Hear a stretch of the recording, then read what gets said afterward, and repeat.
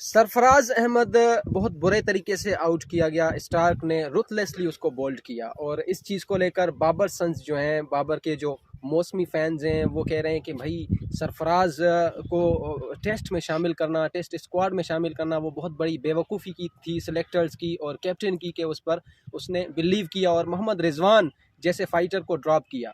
मैं इसको डिनाई नहीं करता कि मोहम्मद रिजवान बहुत अच्छा कीपर है, बहुत अच्छा बैट्समैन है, लेकिन बात यह है कि भाई बाबर आजम बहुत अरसे से आउट ऑफ फॉर्म है, उस पर बात नहीं की जाती।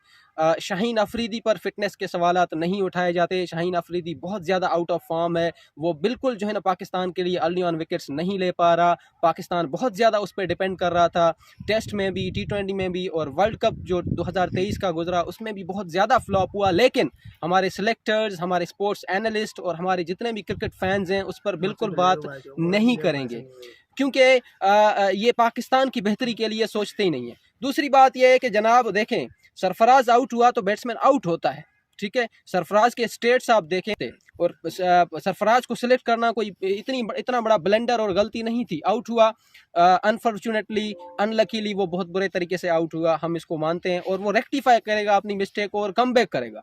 लेकिन बात यह है कि भाई आप किस तरह के बॉलर्स लेके गए हो, आपने ये सोचा है? आपके पास वो अटैकिंग क्रिकेट ही नहीं है, आपका वो एटीट्यूड ही नहीं है, आप में वो इंटेंट ही नहीं है। डेविड वार्नर जब बैटिंग करने आता है तो वो किसी इंटेंट के साथ उतरता है, ठीक है। 40 बॉलों पर 50 रन बना रहा है, 50 बॉलों पर 60 रन बना रहा है। और हमारा जब इमामुल हक पर्ची 2023 का वर्ल्ड कप उसने बर्बाद किया पाकिस्तान के लिए, दोबारा इसको चांस दिया गया और दोबारा ये फर्स्ट टेस्ट जो है ना, सब लोग कह रहे हैं कि भाई ऑस्ट्रेलियंस को सिखा रहा है कि टेस्ट किस तरह खेला जाता है। भाई मतलब मॉडर्न क्रिकेट है ये, मॉडर्न टेस्ट है। आप 130 बॉलें खेल रहे हो और सिर्फ 60 रन बना रहे हो, मतलब ये किस तरह की क्रिकेट है? पूरा एक प्रेशर पुट ऑन कर रहे हो, आपको रिस्क लेना है, आपको चांसेस लेने हैं, आपको जो है ना गैप्स निकालने हैं। टेस्ट का मतलब ये नहीं है कि आपने रन नहीं बनाने, रन तो बनाने हैं ना, लेकिन इमामुल हक ने बिल्कुल चांस नहीं लिया और प्रेशर पुट अप करता है स्ट्राइकिंग बैट्समैन पर। और once again Babar Azam Babar sons हैं, जो बाबर के मौसमी फैंस हैं, वो कभी भी वो चीज़ें आइडेंटिफाई नहीं करेंगे जो कि पाकिस्तान के लिए बेहतर हैं। शाहीन अफरीदी को रेस्ट चाहिए, टेस्ट क्रिकेट के लिए नहीं है, वो उसको T20 के लिए तैयार करना है। उसको आप T20 में जो सिर्फ चांसेस दें, आपने उसको ODI में नहीं खेलना। आगे 2024 का वर्ल्ड कप आ रहा है जो कि वेस्ट इंडीज़ और USA में खेला जाएगा, लेकिन आपने क्या सोचा है शाहीन अफरीदी के लिए? आपने हारिस रऊफ़ के लिए क्या सोचा? हारिस रऊफ़ ने तो अपने लिए सोचा, उसने कहा कि मैं T20 वर्ल्ड कप के लिए तैयार कर रहा हूँ, अपने आप को प्रिपेयर कर रहा हूँ, लेकिन फिर भी आपने उसको NOC देने से इनकार किया। ये किस तरह की सिलेक्शन है? किस तरह के जो लोग थिंक टैंक बैठे हुए हैं, किस तरह के जो है ना वो हमारे लोग सोच रहे हैं?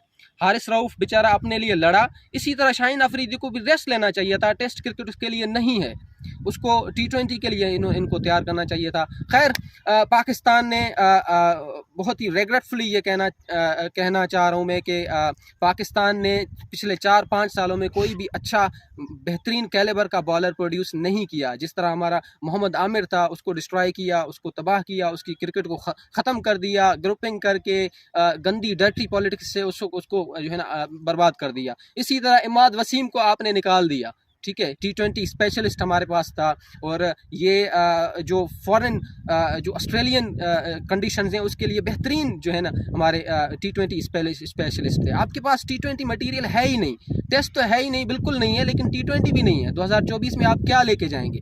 खैर, पाकिस्तान का जो है ना ऑस्ट्रेलिया की सरजमीन पर एक टेस्ट सीरीज़ जीतना हमेशा की तरह ख्वाब ही रह जाएगा। इस दफ़ा भी बिल्कुल जो है ना वो एक मैच भी नहीं जीत पाएंगे, ड्रॉ भी नहीं कर पाएंगे, जीतना तो दूर की बात कि ड्रॉ भी नहीं कर पाएंगे। और इस टेस्ट में तो बहुत बुरी हालत है पाकिस्तान को। ये देखें, इतनी ज़्यादा ऑस्ट्रेलियन बॉलर्स को अपने ऊपर एतमाद है, 430 पर इनिंग्स डिक्लेयर कर रहे हैं। अगर अपोनेंट्स में साउथ अफ्रीका या इंडिया होते तो ये कभी भी डिक्लेयर ना करते। 430 रन 2 दिन में बनाना मुश्किल नहीं है, लेकिन उनको पता है कि इनके पास कोई कैलिबर का बैट्समैन नहीं है, टिकने वाला है ही नहीं, रन बनाने वाला नहीं है। अगर कोई खड़ा रहेगा तो रन नहीं बनाएगा, रिस्क नहीं लेगा। तो भाई बात यह है कि आपके पास कुछ भी नहीं है, ठीक है। ना ही बैटिंग डिपार्टमेंट में कुछ है, ना ही बॉलिंग डिपार्टमेंट में कुछ नहीं। आपने कुछ प्रोड्यूस ही नहीं किया।